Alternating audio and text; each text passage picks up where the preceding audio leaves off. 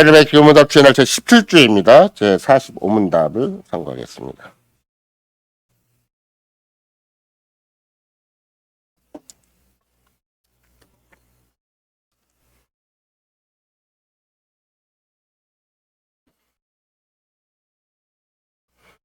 제 45문답 그리스도의 부활은 우리에게 어떻게 유익합니까? 첫째, 그리스도는 그의 부활로 죽음을 이기셨기에 그 죽으심을 얻으신 의에 우리로 참여할 수 있게 하셨습니다. 둘째, 그의 능력으로 말미암아 우리도 역시 새로운 생명으로 다시 살게 됩니다.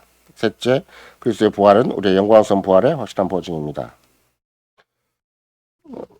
그리스도의 사랑하는 성도 여러분, 우리는 지난주에 이어서 계속 오후 시간도 그리스도의 부활이라는 주제를 가지고 하이델베르크 교문답을 상고할 수 있게 되었습니다. 늘 하는 얘기대로 그리스도의 부활은 역사적으로 특별히 꾸준히 가르침을 받아서 또 오늘의 고린도전서 15장에도 누차 강조하는 바이기도 하지만 실은 믿음의 본질이다, 믿음의 핵심이다 이렇게 얘기할 수가 있는 것이죠. 이런 맥락에서 그리스도의 부활은 근본적으로 우리 인생을 바꿨고 우리의 생각, 우리의 영혼의 기능은 말할 것도 없고 우리 인생 자체 또 우리의 사회 역사도 실은 큰 방향을 재설정한 것과 다름이 없다 이렇게 볼 수가 있어요. 다른 말로 얘기한다면 그리스도 부활 이전에 그 역사적인 부활이 되기 전에도 충분히 계시가 되어 있고 그런 미래를 소망하게 하셨다 한다 할지라도 그리스도의 부활 이전에는 오히려 죽음이 역사를 지배하고 세상의 역사를 지배했다면 그리스도 부활 이후에는 이런 새로운 생명, 새로운 능력이 새로운 역사를 주관하고 지배하게 되었다 이렇게 이해를 해도 별로 틀린 말이 아닌 것이죠.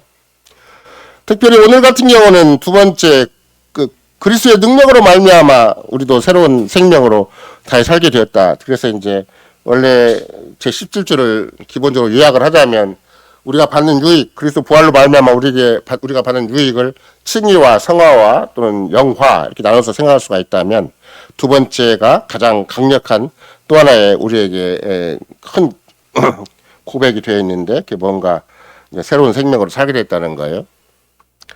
근데 오전 시간도 계속 말씀드린 거지만 새로운 생명은 오직 부활의 능력이 아니면 절대 이게 새로운 생명이 아니에요.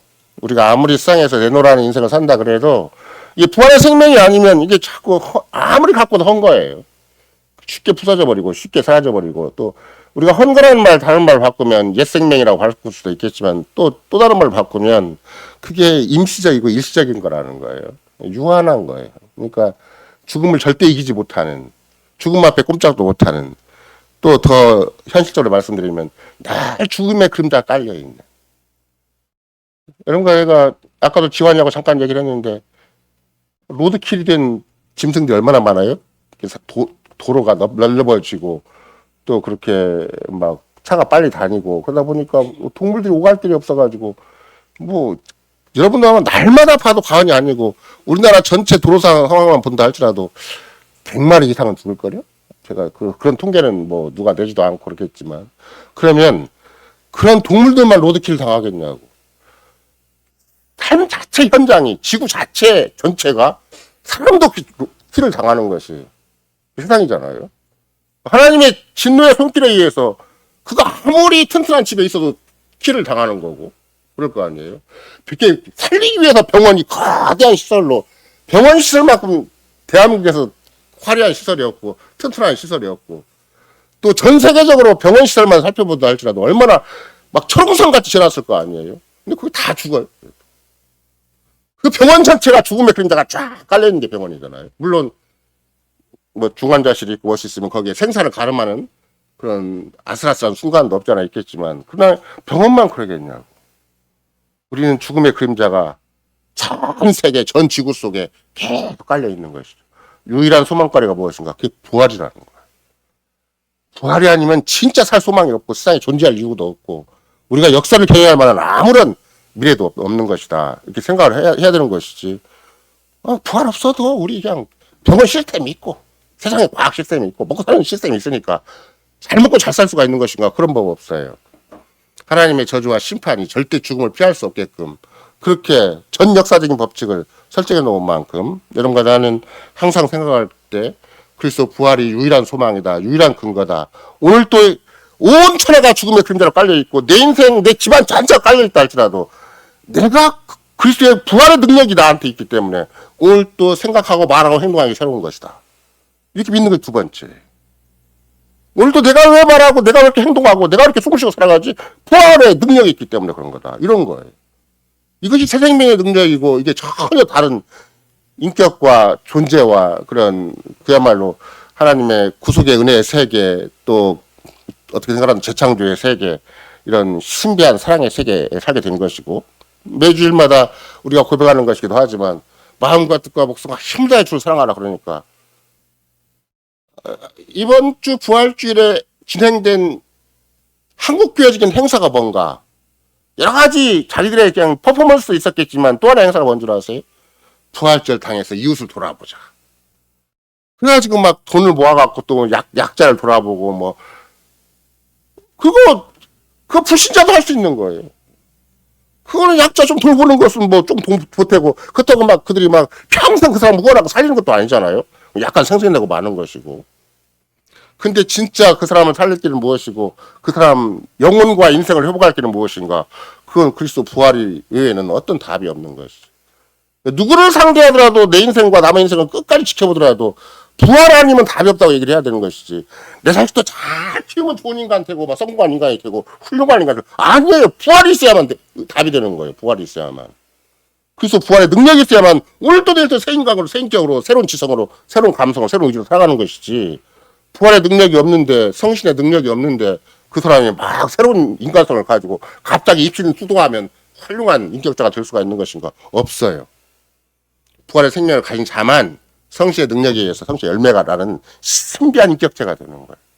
이런 거 내가 아무리 못났어도 아무리 죄가 끊임없이 공격해오고 세상과 마귀가 끊임없이 유혹하고 우리를 넘어뜨리려 한다 그래도 우리 안에 부활의 생명이 있고 새로운 생명이 있고 그래서 성신이 역사하시기 때문에 막 틀린 생활을 하다가도 빨리 돌아오고 막 세상같이 막 흘러가 싸다가도 얼른 내 인생 존재 가치와 내 마음의 정처가 딱 빨리 정해지는 것이지. 이런 부활의 생명 거룩한 능력이 없이는 우리 모두가 아무도 뭐 서로 상대해봤자 절대 뼈중에 뼈 살이 안 되는 거예요. 그리스도 안에 하나의 인격이 안 돼요. 우리가 아무리 목숨을 걸고 내 옆사람을 사랑하고 싶어도 사랑하는 사람도 한계가 있겠지만 사랑받는 사람도 한계가 있어서 그게 잘 안 돼요. 잘 안 돼. 그런 맥락에서 겉으로 보기에는 굉장히 간단 명료한 말이잖아요. 그의 능력으로 말미암아 우도 역시 새로운 생명을 살게 됩니다. 이렇게 얘기를 하면 아무나 다 할 수 있는 것처럼 보이고 아무나 다 사랑도 하고 봉사도 하고 막 희생도 하고 다 할 수 있는 것처럼 보여도 똑같은 희생이어도 옛사람적인 희생을 하는 경우가 있고 똑같은 희생 봉사라도 진짜 주 그리스도와 교제하며 그의 보화 은사에 참여해서 자기 이웃을 위해서 아무 대가 없이 오직 그리스도를 사랑하기 때문에 그리스도를 의지하기 때문에 자기의 은사를 가지고 형제 유익과 복지를 살 수 있는 것이지. 그게 고붓하게 내 품에 있어야 되고 막 내가 깨달아야 되고 내가 막 뭔가 소통을 해야 되고 이런 거 아니에요. 내가 주님을 사랑하면 곧바로 그 위대한 힘이 100배, 30배, 60배, 30배가 나와서 그 무한한 가치를 발휘할 수 있는 것이 이 부활의 세계에 있고 새 생명의 세계에 있고 이 기독교 세계에 있고 이 교회 세계에 있는 것이다. 이것이 지금 우리에게 지금 오늘날 우리 가르치는 것이죠. 예를 들면 우리가 당장 창세적인 상황으로 들어간다 할지라도 아담과 하와가 타락하기 이전에 어떤 삶을 살았겠는가. 정말 오늘날 우리가 주일마다 하는 식으로 한다면 마음과 뜻과 목숨과 힘을 다해서 주를 사랑하는 자리에 있었겠죠. 그리고 자기 아내 아담을 차원에서 얘기한다면 하와를 자기 몸과 같이 사랑하는 자리에 있었겠죠. 타락하기 이전이라면. 얼마나 아름다운 세계였겠어요. 얼마나 죄가 아무런 거리낌이 없는 세계. 어떤 사탄도 그걸 어떻게 함부로 농락할 수 없는 세계에 살았겠죠. 그러면 거꾸로 타락했잖아요. 근데 그리스도가 다시 구속을 하셨어요. 그럼 여러분과 나를 어떻게 부르셨겠는가? 그런 아담과 하와의 관계보다 아담과 하와와 그 여호와 하나님과 관계보다 더 튼튼한 관계로 우리를 부르신 것이지. 우리가 아무리 죄가 공격하고 세상이 공격하고 마귀가 공격한다 그래서 그보다 현천한 관계로 왔는가? 안 그래요. 죄도 이길 수 있는 자리, 마귀도 이길 수 있는 자리. 그럼 죄도 이기고 마귀도 이기고 세상도 이기려면 어떻게 해야 되겠어요? 그 부활의 능력이면 안 되는 거예요. 참 믿음이 아니면 안 되는 것이고 신앙의 능력이면 안 되는 것이지. 내가 조금 마음 다짐하고 조금 딱 책임질하고 조금 가다듬으면은 좀 정건 생활하면 조금 더 성경 있고 기도하면 금방, 아니, 본질이 새로운 생명이 있어야 돼. 존재 자체가 새로운 생명이 있어야 되는 것이고. 그래서 그리스도 부활의 능력과 똑같은 하나님의 성신의 능력이 우리 안에 있어야 우리는 이웃을 조금 사랑해도 힘이 나는 것이고, 우리가 그야말로 믿음의 분수껏 주님이 우리에게 요구하시는 그런 신앙 고백에 근거해서 현실을 가름해 나가면 그게 어떤 때는 충분하지 못하고 계속 불신과 싸워야 돼. 우리가 이렇게 성찬을 놓고도 계속 불신과 싸우는 거잖아요. 성찬이 확고하게 보여야 되는데 안 보여요, 잘. 그렇게 성찬이 그리스도의 죽으심을 죽을 때까지 기념하는 거라고 그래도 별로 어떤 때는 재미가 없어, 이게. 내가 이거 좀 맞는 것인가? 내가 이 십계명에 딱 맞춰서 지금 전공받아서 온 것인가? 물론 성찬 예식에 의한다면 설령 완벽하게 의로운 자가 성찬에 나오는 게 아니고 십계명의 시험으로 말미암아 정말 영혼이 상한 심령이 되어서 주님 앞에 은혜를 구한다. 그러는데 그렇게 얘기를 해줘도 상한 심령이 안 돼서 그냥 와서 또 습관적으로 지나가는 경우가 얼마나 많아요. 그러니까 자꾸 쉽게 맡기는 거예요. 주님, 내가 가진 전 인격을 다해도 성찬에 참여를 못하는 거니까. 내가 아무리 육신적인 노력을 해도 성찬에 참여하는 자격과 자질이 되는 건 아니니까. 성신께서 내 이걸 써주시라고. 기도문이 계속 그래요. 성신께서 이 성찬을 써주시라고. 그래서 성찬의 본의가 뭐고 본질이 뭔가를 잘 알아서 그걸 붙잡고 이렇게 자꾸 우리가 그냥 스스로 둔감해지고 스스로 연약해지고 스스로 세상 따라가기가 쉬우니까 주께서 3개월에 한 번씩 우리가 모아주셔서 다시 믿음의 본질을 회복하라고, 믿음의 핵심을 회복하라고 성찬을 벌려주셨으니까 그걸 가만히 내가 설령 충분히 준비가 안 되고 충분히 점검이 안 되고 충분히 믿음이 없다 할지라도 주님 앞에 나와서 다시 힘을 얻는 거예요. 그래서 성찬만 지나고 나면 자기도 모르게 기분이 싹 좋아지는 그런 걸 자꾸 느껴야 돼, 본인. 성찬 지나고 나니까 또 장로들은 겨우 신방 끝났다. 아이고, 한숨, 그렇게 신방 끝났다 한숨 돌릴 일이 아니라 성찬을 참여하고 나니까 나와 더불어 모든 교인들이 새로운 힘을 얻겠구나. 이걸 딱 의지하고 또 새로운 힘을 얻어서 더 사랑하려고 하고 더 희생하려고 하고 더 자기를 부인하려고 하고 더 십자가를 지려고 하고 이렇게 자꾸 마음이 써져야 되는 것이지. 그렇지 않으면 그런 마음은 세상이 절대 없는 마음이에요. 누구인들 세상에서 그리스도를 중심으로 해서 자기를 부인하고 자기 십자가를 지고 주를 따를 생각을 하겠냐고. 근데 신비하게 이 세계는 가능한 거야. 제가 1834년은 자꾸 얘기를 하기도 하고 지금도 화란 계획교 안에서도 그런 일이 있잖아요. 그분들이 나이 든 분들이 왜 31쪽까지 다 흔한 교단인데 그거 나오려고 했겠냐고. 우리는 오매볼만 그런 교단만 있으면 우리 참여하고 싶은데 그게 지난 얘기긴 하지만 제가 캐나다에 있을 때는 거기에 대표단이 지금 우리가 공부하는 박도호 목사님이 돼가지고 박도호 목사님이 딱 와서 RCK 목사들과 허목사 모셔놓고 막 혼냈는데 왜 이 교단을 나가려고 하느냐. 박도호 목사님 은퇴하시니까 천만 다행인 것이지. 지금 와서 왜 그때 그러셨어요? 그러면 박도호 목사님 뭐라고 하시겠어요? 지금 막 여행하고 돌아다니세요. 은퇴했으니까. 그분 앞에 꼼짝부터 막 한마디 하고 혼났던 것이 그게 그분이 한국에 화란 대표로 와가지고 혼냈어요. 왜 그 계획교단 있는데 나가냐고. 고신 있는데 왜 나가냐고. 허무사님도 말 한마디 못하고 나머지 목사들도 말 한마디 못하고 다 하고 그냥 그렇게 해서 그분이 왔다 갔어요. 큰소리 치고. 근데 지금은 만약에 박도호 목사님 아닌 DSK 목사가 됐든 신자가 됐든 그런 사람들이 일찌감치 교단에 문제가 있는 줄 알고 미리미리 마음 준비하고 생활을 준비하고 주를 의지해서 잘 나왔으니까 딱 나와서 보니까 망하고 딱 망하잖아요. 나와서 보니까. 그럼 망하는 걸 겪고 나와야 되는 것인가? 그 미리 아는 것인가? 그 믿음이 있는가 없는가 그 차이일 거 아니에요. 망하고도 안 나온 사람도 얼마나 많겠어요, 거기. 명색이 계획계라고 하는데도 불구하고. 그러니까 이런 것만 생각을 해봐도 예나 지금이나 극소수가 제대로 진리를 알고 제대로 복음을 알고 제대로 부활의 능력을 알아서 이건 부활의 능력과는 상관없는 얘기들이다. 너무나 겉만 번들어야지 세상적인 얘기고 겉만 번들어야지 기독교란 종교라는 새가 여기에 있다. 김원종 목사님 맨 처음에 당신이 말씀을 제대로 깨달을 때는 그렇게 세상을 본 거예요. 한국이라는 걸 가만히 보고 니까 기독교라는 세상이 있다는 거예요. 근데 전부 자기 기독교야. 일치된 것도 없고 명분만 갑자기 기독교지 이 종교라는 세계를 구현하고 있지 진짜 하나님 말씀에 의한 믿음의 세계는 아닌 거예요. 그러니까 결국은 그분이 한국교를 바라볼 때 이건 기독교라는 그런 자기들 세상이 따로 있구나. 그럼 자기는 거기를 딱 격지하고 나오는 거예요. 아니다. 나는 이 길을 가면 안 되겠다. 그러니까 이런 거제가 진짜 생명을 가진 자, 진짜 능력을 가진 자는 그래서 제가 이제 그분과 계속 거래를 했잖아요. 우리 교회 초창기에. 거래를 해서 그분과 대화를 할 때 제가 이전에 교회를 정리하는데 10년이 넘게 걸렸습니다. 그분한테 고백을 했어요. 내가 이전 교회를 정리하는데 참 많은 시간이 걸렸다고. 그러니까 그분이 하는 얘기가 그 교회만 정리하지 말고 한국 교회를 통째로 다 정리하라고. 그래서 그때 이게 뭐지?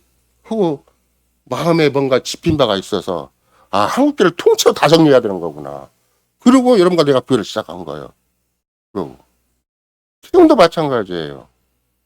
우리가 조금이라도 우리가 추구하는 하나님 우리에게 계시하신 바 정말로 성경과 신앙 고백에 걸맞지 않은 현실이 있다고 그럴 때는 주님의 부활의 능력이 우리한테 있고 생명의 능력이 있고 이것이 영원한 생명의 가치가 따로 있으니까 한 당신께서 정말로 그리스도의 구속을 받은 자들에게 정말 하나님 아버지의 뜻이 없이는 절대도 머리카락 땅에 들어가지 않는 독특하고 섬세하고 정말 치밀한 방식으로 우리를 보호하고 보존하시니까 우리는 영원한 생명이다. 이게 영원한 생명의 특징은 뭔가 내가 남다른 인격을 가지는 것이 아니에요.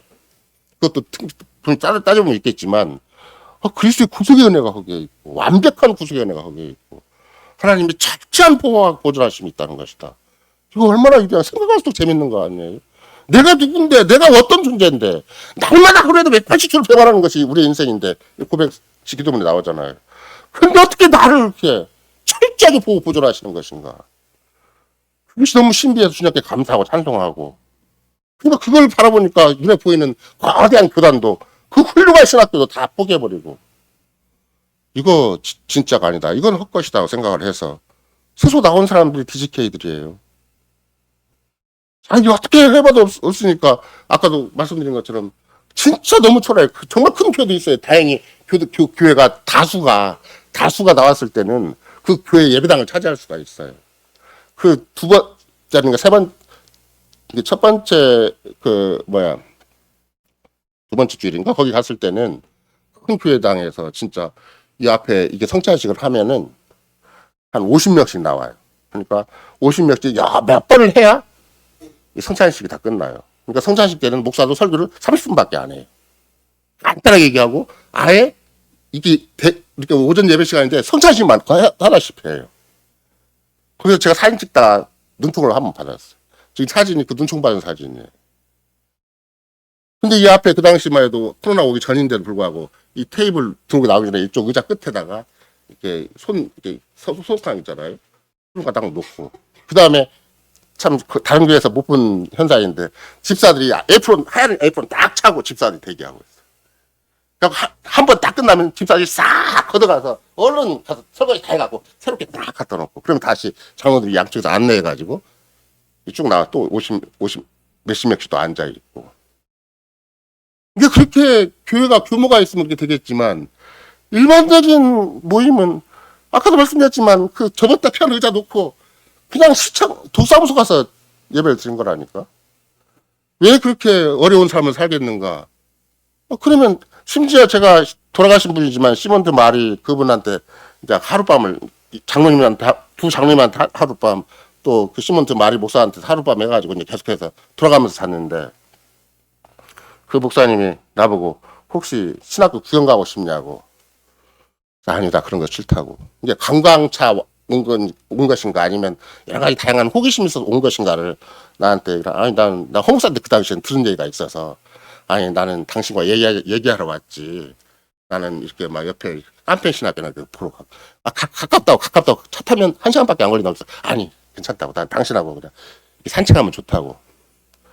그래서 그냥 둘이 이제 밥을 먹고는 산책을 쭉 돌았더니 정말로 동네가 우리나라 농촌과 똑같이 평화로운 동네도 있지만 또 한쪽으로 가면 고급 주택이 있고 이렇게 가요. 근데 마지막에 고급 주택을 싹 들어가는데 진짜 별장 같은 집이 있어요. 근데 시몬드 바르 목사가 나한테 솔직히 뭐라고 하는 줄 아세요? 나 저런 공부방을 갖고 싶다고. 막상 그 집은 차고를 고쳐서 공부방을 만들었어요. 왜? 원래 목사가 될 사람이 아니에요. 그냥 병원에 납품하는 전문 의학기구인가 전문 그런 화학 박사예요. 근데 다른 사람이 목사가 될 사람이 별로 없으니까 이 사람이 또 깨달음이 있으니까 이 사람을 중심으로 해서 그 DGK가 시작된 거예요. 다른 나이 많은 목사와 더불어서. 근데 이분이 자기가 공부할 방을 나중에 보니까 그 차고를 대개는 집은 전부 차고가 먼저 있잖아요. 크게. 차고를 완전히 자기 공부방으로 만들어가지고 이렇게 공부하고 계시더라고요. 그래서 차고 그렇게 들어가려면 복잡하게 들어가야 돼요. 이거 지나가는 말로 나도 이런 서재를 갖고 싶다고. 소박한 분들이지 굉장히. 그렇게 해서라도 그 계획을 이뤘는데 주님이 그걸 무효화시키지 않고 헛되이 여기지 않고 이 부활의 능력에서 수고하는 자들에게 절대 그 수고를 헛되지 않는다고 약속해 주신 것처럼 정말로 30일 대신할 수 있는 교단이 딱 생기게 된 거고. 그래서 다른 또 한쪽에서 같은 믿음을 가지고 같이 분리해 나온 또 GKN 교단과 합동을 하는 것이 얼마나 좋았겠어요. 그래서 제가 그거를 제가 화란으로 돼 있고 화란으로 사이트에 있기 때문에 잘 이렇게 쉽게 읽을 수 없는 글인데, 근데 요새는 구글이 있어가지고 돌리면 잘 나와요. 제가 그 사정을 알고 있기 때문에 이름까지도 정확하게 알 수가 있고, 또 웬만큼 보면 약간의 동사가 그래도 화란 자체의 동사가 있긴 하지만, 그러니까 그런 일들이 끝까지 주를 의지하고 끝까지 믿음으로 가고 끝까지 정말로 새로운 생명을 가진 자답게, 영원한 생명을 가진 자답게, 정말 주께 속한 자답게 믿음으로만 현실을 가르쳐내지 않냐면 그 조그맣고 아름다운 발걸음을 움직이지를 못하는 거예요. 이게. 아무도 안 알아줘요. 아까 얘기했잖아요. 박도우 목사 같은 분도 그렇게 혼내고 그렇게 근소리치고 그럴 수도 있다고 충분히. 지금이야 그분을 만나면 이제 안 그러시겠지. 나도 속으로 알고 있었지만 교회가 원래 그런 거고, 또 나름대로 그 당시에는 그래도 아직은 우리가 버틸 수 있는 여건이라고 얘기를 할 수가 있었겠죠. 이런 거 우리가 생각을 해보면 먼 얘기가 아니다. 이게 무슨 다른 세계의 얘기가 아니라 이미 주님이 우리에게 주신 하늘보좌 우편에서 지금도 천하를 움직이시고 온 세상을 움직이시고 당시 교회를 움직이실 때 이렇게 움직이신다. 이런 걸 우리가 충분히 해낼 수가 있는 만큼 아담과 하와 이상으로 주께서는 지금도 여러분과 나를 그 신비하고 위대하고 아름답고 너무나 고귀하고 보배로운 세계로 인도하시는 것이다. 우리는 눈앞에 보이는 현실이 누추하고 초라하고 이상만도 못하고 정말 어떻게 본다면 내 자신도 이렇게 남들 앞에 내세울 수 있는 인생이 아니라 한다 할지라도 주님께서는 한 번도 자기 약속을 포기한 적이 없고 자기 은혜를 취소시키는 일이 없고 나를 통치하심으로 말미암아 당신의 거룩한 역사를 이루어가시고 신비한 은혜의 세계를 완성해 나가신 데 있어서 나를 빼놓고 하시지 않는다. 그러니까 100번 1000번 내가 그분 앞에 순종하고 그분을 끝까지 따라가야 되고 어떻게든지 그분의 영광을 내가 위해서 그분을 위해서 살아야 되는 것이 오늘과 내일의 숙제다라고 생각하는 것이 진짜 부활의 생명을 가진 자고 진짜 성신의 능력을 가진 자고 진짜 그리스도 구속의 은혜를 힘입은 자다. 이렇게 지금 우리에게 계속 가르치는 것이죠. 따라서 여러분과 내가 지금도 어쩌다가 부활절 행사를 하니까 또 마침 우리 교회는 부활절과 겹쳐서 고린도전서 15장이 이리저리 걸리고 고백서가 이렇게 걸렸으니까 자주 얘기하게 되는 거고 반복해서 얘기하게 되는 것이지만 대부분의 경우는 부활절이라는 것이 정말 잘못하면 이벤트에 그치고 마는 것이고 개혁교회는 심지어 교회 질서에도 명백히 표현되어 있기를 그런 그리스도 구속에 관한 일은 강조하면 강조할수록 좋은 것이다. 그러니까 할 수만 있다면 이런 명절이 되면 명절도 우리가 잘 활용을 해서 교회 식구들로 하여금 훨씬 더 복된 계기를 갖도록 하게 만든다. 이런 취지하에서 부활절을 지키는 거거든요. 대표적으로 똑같은 성경대로 사는 삶을 추구하는 프리추얼치 인 스코틀랜드 또는 그 새로 독립해서 컨티뉴잉이라는 그런 데는 절대 절기를 안 지켜요. 아예 그들의 법에 없어요. 주일에는 어떤 절기도 안 지켜요. 그들은 음악 피아노도 안 쳐요. 시편과 우리 다른 시편이지만 철저하는 것 같은데 속은 톡 떼었어요. 굉장히 철저하게 원칙적인 것 같은데 속은 굉장히 타락을 했어요. 그래가지고 FC 인 스코틀랜드, 그 프리 처치 인 스코틀랜드 같은 교단은 너무나 부패하니까 또 속을 아는 사람들이 다시 나와서 새로운 교단을 세운 것이 FRC 프리 처치 인 스코틀랜드 가려고 컨티뉴잉이라고 써서 회복파다, 지속파다. 우리는 원래 주님이 우리 교단에 주신 진짜 부배로운 전통을 다시 우리가 계승해서 한다. 그래서 계승파라는 말을 써서 자기 교단을 지금도 이루고 있고 그쪽 교단은 조금 더 건전하죠. 그러나 옛날 에딘버러 그 장로교 신학교는 가장 유명한 데가 미국의 오피시에 있는 그런 웨스트민스터 신학교이기도 하지만 진짜 정통적인 것은 에딘버러에 있는 신학교거든요.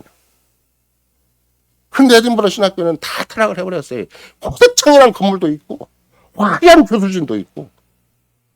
근데 교회들은 타락해가지고 뭐 일반 교회 예배에다가 40% 쓰기도 하고 또 하필이면 아브라함 카이퍼적인 생각들이 많이 있어가지고 구석구석 막 기독교적인 색채를 내려고 하고 이런 것들을 우리가 전 세계적인 경향으로도 살펴볼 수 있다면 DGK나 이렇게 GKN 같은 그 소수의 목사들, 소수의 신자들, 젊은 사람들 많지도 않은데 그 나이 드신 분들이 무슨 뜻을 가지고 나왔겠냐고. 노인들이 뭐 얼마나 돈이 많고 얼마나 사회적인 유지가 돼서 뭐 그렇게 하지는 않은 거예요. 그냥 1834년도 주동적인 세력은 노인들이었고 GKN이나 DGK 그분들도 주동적인 세력은 노인들이에요. 나이 많으신 분들이. 제가 직접 그렇게 엘버트 반드 하이드라는 그 장로님 내외관을 만났을 때도 자신들 다 주다시키고 자기들밖에 없는 노인들이에요. 근데 국제회의까지 나와가지고 끝까지 우리 입장을 알아달라고. 그 당시만 하더라도 호주 사회계획과나 캐나다 계획과 인정하지 않을 때거든요. 왜? 모교다라고 자매관계가 있었기 때문에. 그들은 완전히 그냥 뭔 취급, 서자 취급받을 때예요. 근데 총에서 삭제에 작아서 막 나한테 가까이 와가지고 어떻게 왔냐고 확인해보고 서로 주고받자고. 왜냐하면 자기들 외로우니까 나오긴 나왔는데 모교단이 딱 이미 호주와 캐나다의 자매관계를 딱 형성하고 있는 법적으로 형성하고 있는 관계이기 때문에 자기들은 완전히 꼭 이단자처럼 취급받고 있는 거예요. 물론 호주나 캐나다 계획교회가 이렇게 막 이중적인 처신을 이렇게 막 그렇게 하기 위해서 그런 건 아니고 원래 자기 교회 질서를 지키기 위해서는 당연히 모교단과 자매관계가 있으니까 고신과 관계가 있으니까 우리를 절대 함부로 용납하지 않듯이 모교단과 관계가 있으니까 그들 절대 용납하지 않아준 거예요. 그러니까 심지어 알버치포드라는 캐나다에 있는 교회는 아예 거기가 그야말로 베누니 목사가 목회를 하고 칼 젠슨이라는 후임자까지 목사를 해서 제가 교회 질서 그분한테 가서 말씀을 나누면서 하고 주고받은 얘기가 내가 이런 RCK 이런 문제가 있습니다. 이렇게 얘기하니까 베누니 목사가 소천하기 전에 저한테 해준 얘기가 아이 그 고재수 목사 있잖아. 고재수 목사한테 묻지 그래요. 하나님께서 그의 입을 닫으셨습니다. 근데 그 교회에서도 그분이 그렇게 교회 질서에 참 거장이시고 전통적인 그런 가르침과 책을 내신 분이고 그런 분인데 그 교회에서 30명이 빠져나와가지고 새로운 교회를 구성을 했어요. 물론 지금도 캐나다는 그것이 아직 충분히 해결이 안 돼가지고 천만다행으로 그분들은 다시 어떻게 생각한다면 자기들이 나온 이유에 대해서 설득력 있게 됐죠. 근데 캐나다 자체에서는 아직 캐나다 자체 교회가 그렇게 거짓교회로 또는 30주파를 그렇게 충분히 서로 내통하고 있는 관계 속에서는 그 누가 맞았겠어요. 아버지부에서 나온 사람들이 맞았을 거 아니에요. 왜? 우리는 30주파를 이쪽을 거부한다고 그랬으니까. 제가 캐나다 가서 1시간 반을 차를 타고 가서 밤 1시에 넘어 돌아올 때도 시몬드 마리가 와서 특별한 강의를 한 거예요. 그 교회 소수가 그 모임을 주선을 해가지고 화란에서 문제가 정말 화란교회가 문제다라는 것을 모교회가 문제다라는 것을 캐나다에 와서 자꾸 선전하는 사람이 그 시몬드 마리라는 목사였었어요. 그러니까 제가 나타나니까 당신은 누구인가 왜 나타났는가 우리와 어떻게 교제를 해야 되는가 그걸 주고받은 것이 DGK 시작이었었어요. 근데 지금은 대놓고 이제 30%는 무너져 버리고 DGK는 다른 교단과 손잡고 새로운 차세대를 열 만한 준비를 하고 있는 것이고 이런 것이잖아요. 나중에 교회로 돌아오니까 어느 장로님 한 분이 너무 그쪽에 신경 쓰면 안 된다고. 왜? 그 당시에 캐나다 분위기가 나온 사람들이 이단처럼 취급할 때고 종파주의처럼 취급할 때고 아직은 충분히 정통성이 확인이 안 될 때거든요. 지금이야 뭐 호주나 캐나다가 적극적으로 당신들은 우리가 인정한다고 총회적으로 서로 주고받고 통합하기를 원한다고 권고도 하고 같이 갈 생각을 하고 있겠지만 일단은 그러지도 않았어요. 이런 걸 다 생각을 해보면 그렇게 극소수가 나이 드신 분들이 무슨 의지가 강하고 뭔가 대단한 것이 있어 나온 게 아니에요.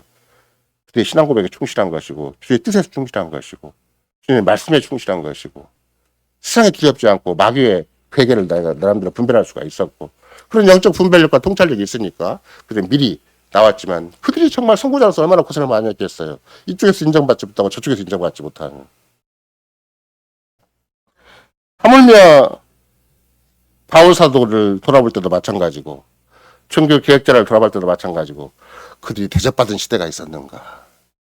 바울이 진정으로 대접받은 때가 있었는가? 종교 개혁자들 진정으로 대접받은 때가 있었는가? 정말로 믿음대로 살도록 하기 위해서 역사적으로 참으로 신실한 자들이 제대로 대접받은 때가 있었는가? 그걸 생각을 해보면 제가 더 강조한 대로 하늘 보좌 우편에 계신 주님이 하늘과 땅의 권세를 가지고 만천하를 통치하고 전 역사를 주관한다 그래도 지금도 하늘 보좌 우편에 계신 주님이 대접받고 있는 것인가? 절대 종이 주인보다 낫지 않고 학생이 스승보다 낫지 않은 것이 세상의 이치인데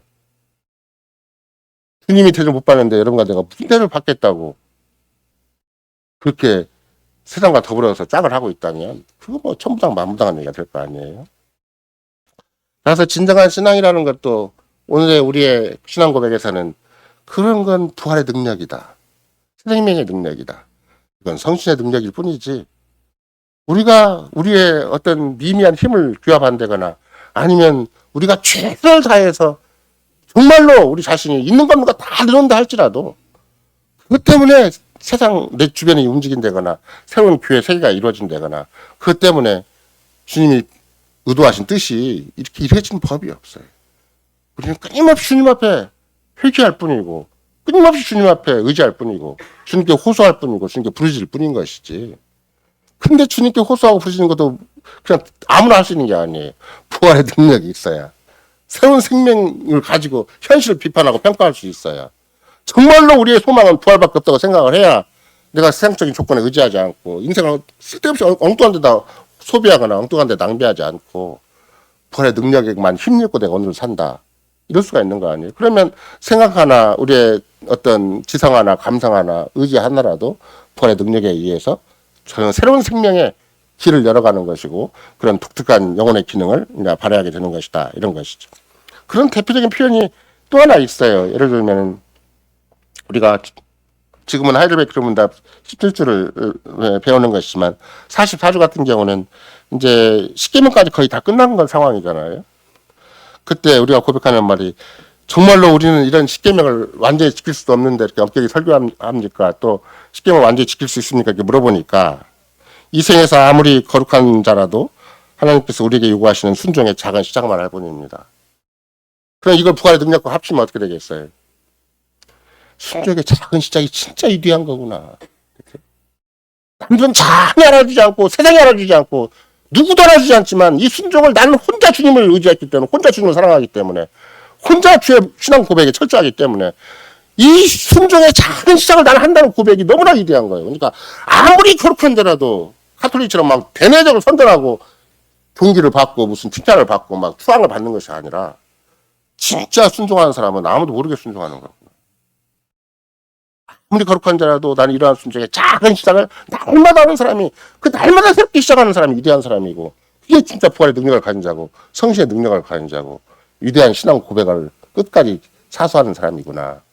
이런 걸 우리가 알 수가 있는 것이죠. 그런 맥락에서 영적으로 죄와 영적으로 죽은 이생 또 불가피하게 그런 죄의 결과로 말미암은 죽음의 그림자가 끊임없이 우리 주변에 깔린 그런 형편 가운데서 죽음의 그림자를 봐야 내가 나는 그 죽음의 그림자가 무엇인가를 스스로 분별을 하고 나는 부활의 생명을 가진 자다. 나에게는 주로 말미암아 새로운 생명이 주어졌다. 이 생명은 내가 마음을 다해 즐거이 주를 위해 살 수 있는 생명인 것이지. 내가 내 인생 안이나 행복을 위해서 내가 내 인생에 가지는 조그마한 가치나 목표를 위해서 내가 쓸 인생이 아니다. 이렇게 본인이 자연스럽게 정리를 해서 멀리 안 가더라도 하이델베르크 문답 일문으로 다 돌아가서 내가 내 마음을 다시 잡고 내 생각을 다시 잡고 내 인생의 방향을 다시 잡아서 오늘 또 살고 내일 또 살아간다는 것이죠. 그래서 이 부활이 생각보다는 아까도 고린도전서 15장에서 만일 그리스도가 살아나지 않았다면 내 믿음이 헛것이다 라고 또 얘기했고 19절 같은 경우 17절 같은 경우는 그리스도가 살아나지 않았다면 너의 믿음은 무익하고 너희는 여전히 죄 가운데 있을 것이다 하고 얘기를 했고 19절 같은 경우는 그리스도가 살아나지 않았다면 우리 모두가 가장 불쌍한 사람이다 이렇게 얘기를 하잖아요. 우리말 표현이야 뭐 이렇게 처음에는 믿음은 헛것이다고 얘기를 했고 그 다음에는 여전히 죄 가운데 있다고 얘기를 했고 그 다음에 여전히 가장 불쌍한 사람이다 이렇게 얘기를 했겠지만 만약 이걸 종합하면 어떻게 되겠어요? 부활이 없으면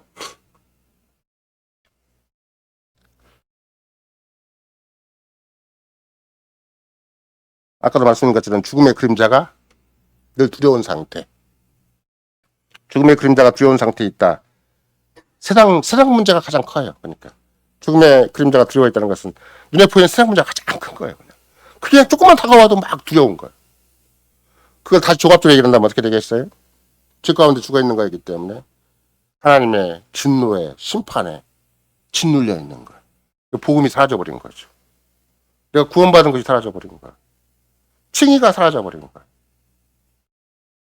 칭의는 하나님 앞에서 하나님 나를 죄가 하나도 없다고 인정한 건데, 완벽한 의인이라고 인정한 건데, 내 안에 죄가 움직이고 있어도 너는 완벽하다고 인정하는 것이 얼마나 당당한 거예요. 내 안에 악한 본성이 막 움직이는데도 넌 전 죄가 없다.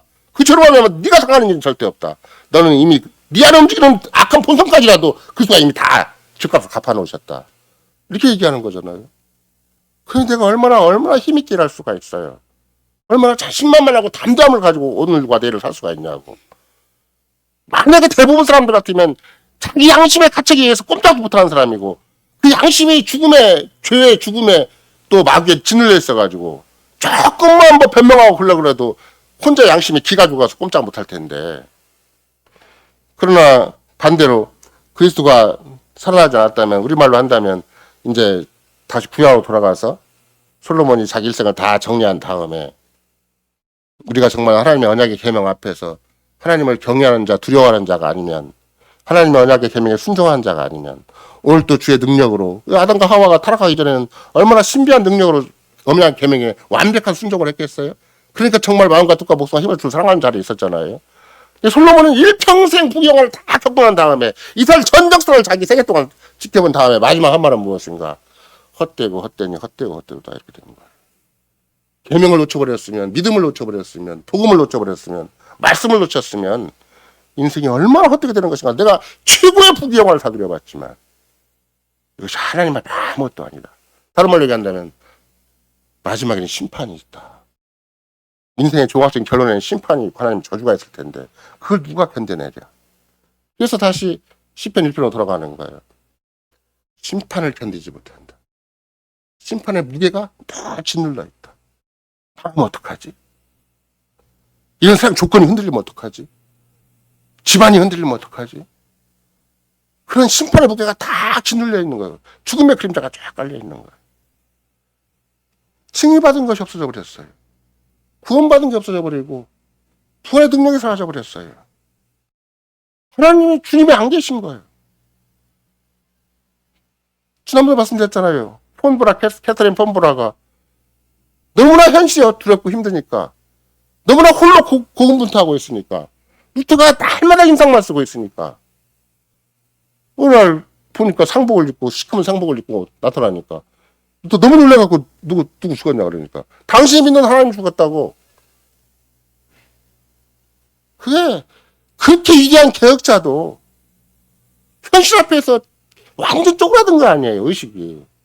물론 천만다행으로 그런 하나님의 계기를 주시고 또 부인에 의해서 그런 복된 여건을 허락하셔서 루터로 하여금 정신 똑바로 차리도록.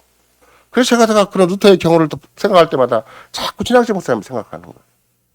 영세기 한국 땅에 계획별을 일으키기 위해서 당신이 미국 유학까지 갔는데 병들어 죽게 생겼으니까 교회도 걱정, 집안도 걱정 아닌 것이 없어요.